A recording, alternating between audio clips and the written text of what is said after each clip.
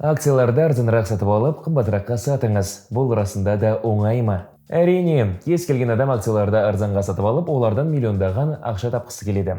Бірақ ол айтарлықтай оңай емес. Сіз мұнда тәуекелдерге дайын болуыңыз керек. Инвестициялау оңай, бірақ бастысы қор биржасының негізгі заңдары қалай жұмыс істейтінін түсіну.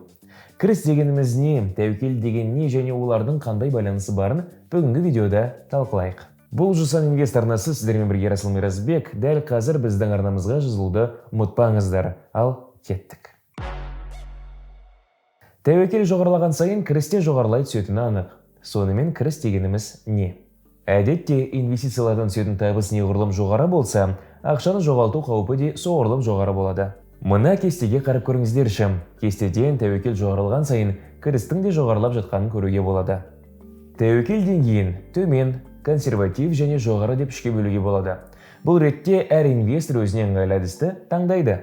Тәуекел мен кірісті біле отырып, сіз өзіңіздің инвестицияларыңыздың қаншалық тиімді екенін бағалай аласыз. Бірақ максимум табыс тауып, минимум тәуекел болу үшін сіздің инвестицияларыңыз тиімділік шегінде болу керек. Бұл Марковиц тиімділігі деп аталады. Дәл осы термин тәуекел жоғарылаған сайын табысты жоғарылай түсетінін білдіреді. Осы жағдайда инвестицияңыз жоғары табыс әкелу үшін сізге құралдарды дұрыс таңдау қажет.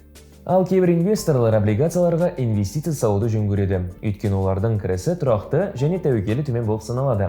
Сізге үлкен тәуекелдерге барудың қажеті жоқ. Тек өзіңіздің мақсатыңызға сәйкес келетін инвестициялау түрін таңдау керек.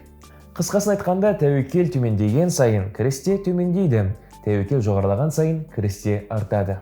Бұл ретте сіз мысалы инвестициялық пай қорларын таңдасаңыз болады. Алдағы видеоларда біз сіздермен инвестициялық пай қорларымен толығырақ танысамыз. Айта кетейік, біздің сайтымызда да пайлар туралы оқи аласыздар.